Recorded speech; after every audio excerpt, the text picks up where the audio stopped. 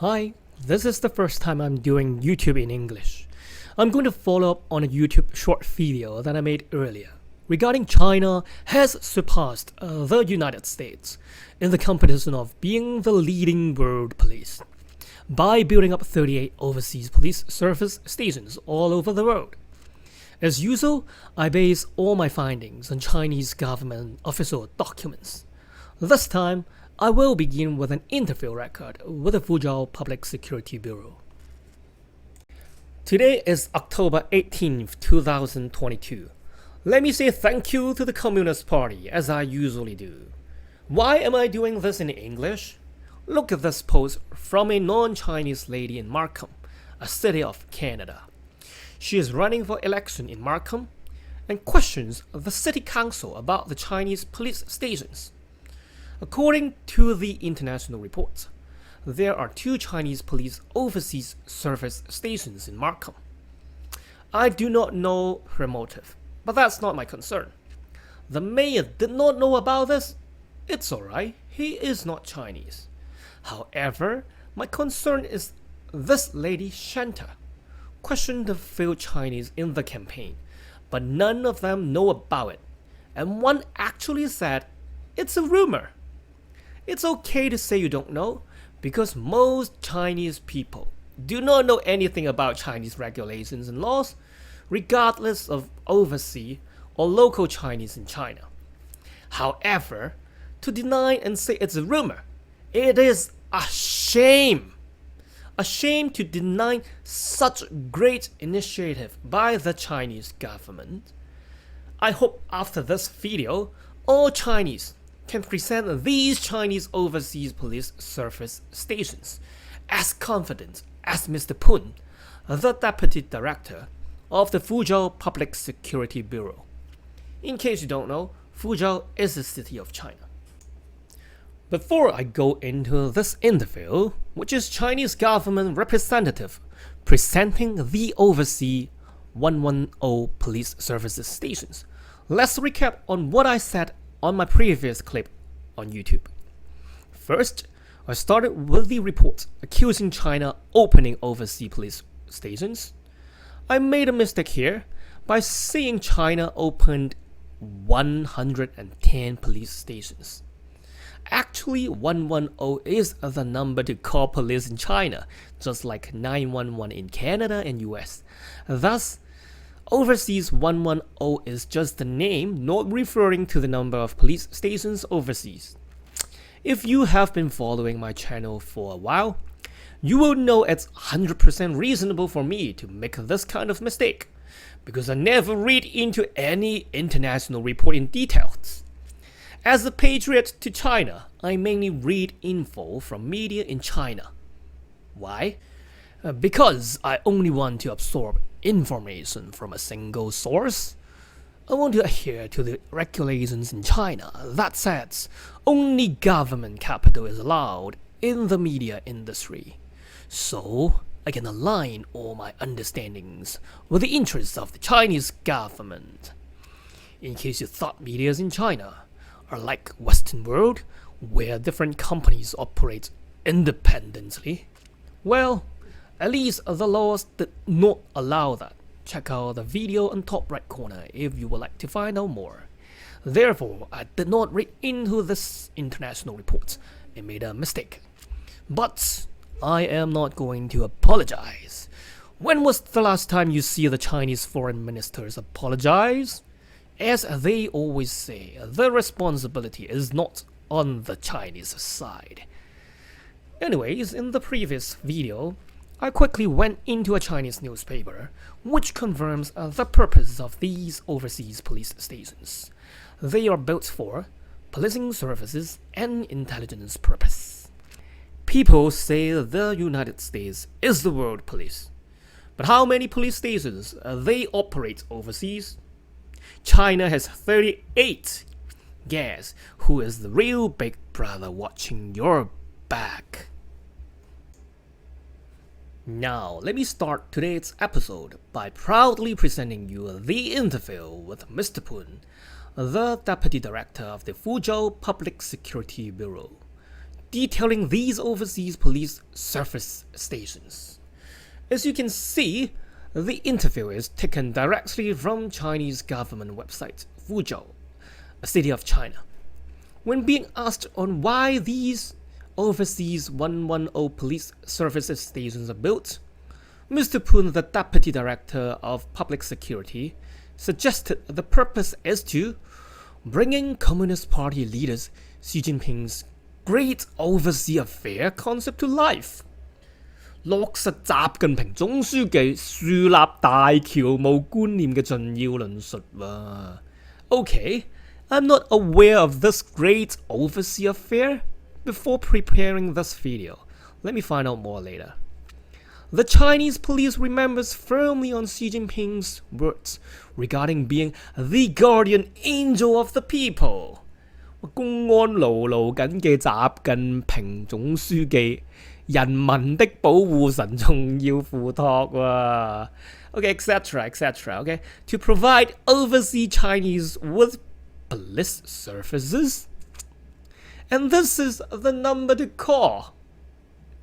Here, Mr. Poon provided an example on how a Chinese lady in Canada contacted the number and solved a crime. The lady is a victim of an online fraud, so she called the number. The police started the investigation, and the next day, the police arrested the suspect in China. The whole process only took 23 hours. How efficient! The host replied by saying, "How amazing, giving the police of Fuzhou a like!" Mr. Poon keeps on introducing the services of the overseas police stations and stated that there are 38 of them, like these police services stations, as of the interview date, which is May 2022. Let's take a pause here. You may wonder, what happened when the suspect is not in China?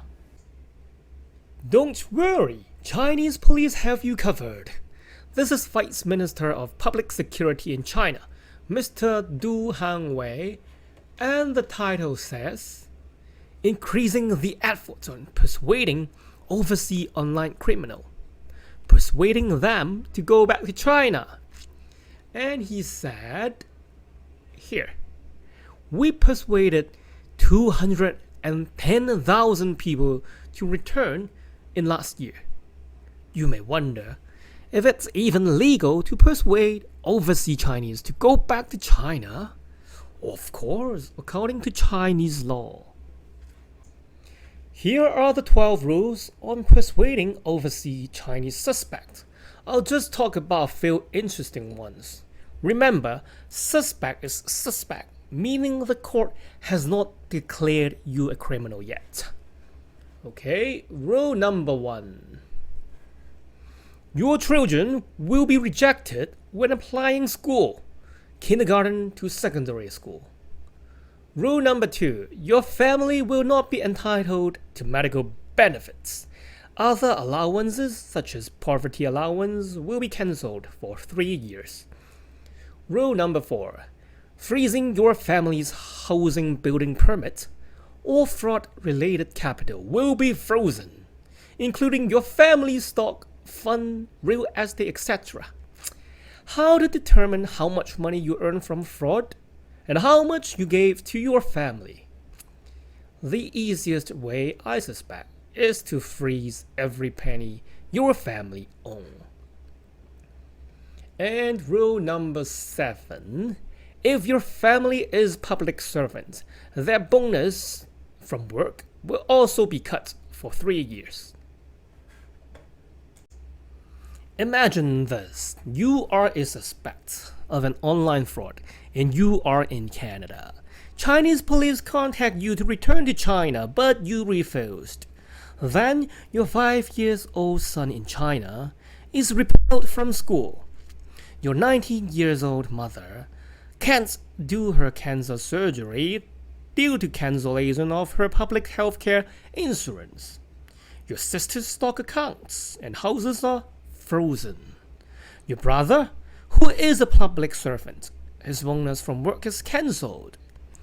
Will you go back to China to save them?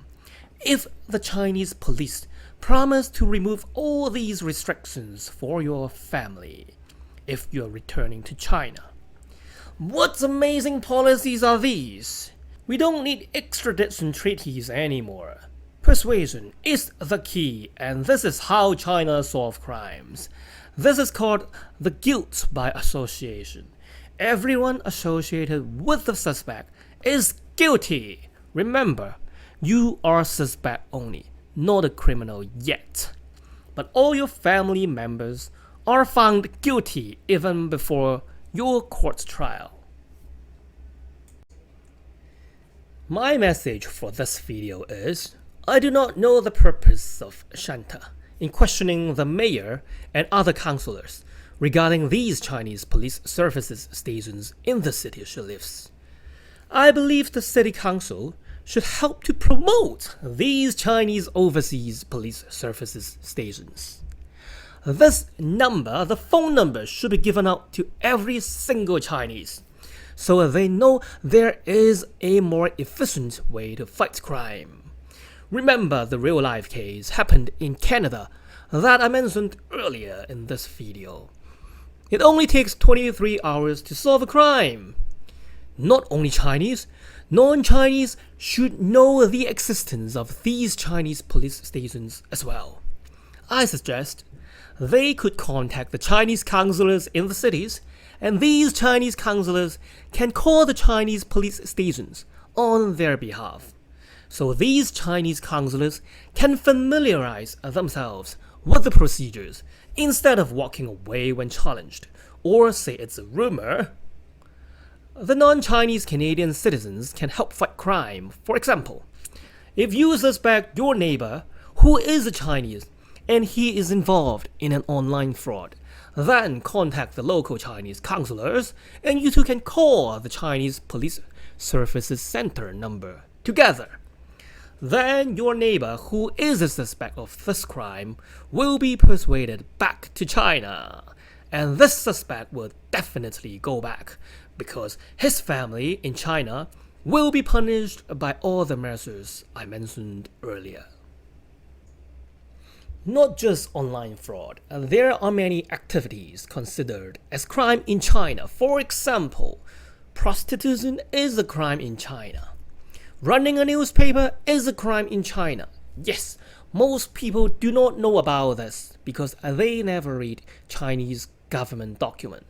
Check out the link I posted at the beginning of this clip. Joining a protest is a crime in China. So, this happened on October 16, 2022 in Manchester, UK, when some Hong Kongers protest outside the Chinese consulate. And one Hong Konger got dragged inside the consulate by the staff there and got beaten up. The next day, Chinese consulate issued a statement stating the Hong Kongers were having an illegal protest outside the embassy. Alright, because protest itself is illegal in China. However, in UK, according to the law, it is completely legal. But anyways, Chinese apply their own rules all around the world, and now by building up these Chinese overseas police service stations. Last but not least, supporting capitalism is against the Constitution of China as well.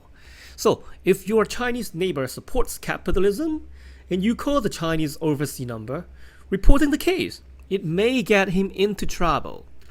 In case you can't read Chinese, the name of my channel says, Learning Xi Jinping's Thoughts on Socialism with Chinese Characteristics for a New Era. Yes, our leader Xi Jinping put his own name, own thoughts, and more importantly, socialism into Chinese constitutions back in 2018 to remind people and to reinforce the importance of socialism. In case you don't know what Marxist socialism means, it means the government controls all production means, which is also something China was trying to stay away from in previous decades. By adding more capitalism in the country, thus creating prosperity that China currently has. Why do I bring this up? It doesn't matter to you, capitalism versus socialism. Surely it does. Everything you use today is made in China, but why? In 2001, China joined the World Trade Organization. And by joining WTO, China promised to open up its market, to have less government intervention, and to let market determine the cost and price, thus to have fair trade. After years of less government intervention and adding private capitalism to the country, Xi Jinping shifted away from this direction and reminded the whole world that China is a socialist country by writing it in the constitution black and white in 2018. Same year, trade war began. Everything relates to you, even if you are not Chinese, not living in China. These overseas police services stations affect you, and trade war affects you. Subscribe to my channel to learn directly from Xi Jinping's thoughts on socialism with Chinese characteristics for a new era. Thank the Communist Party for letting me staying alive. See you next time.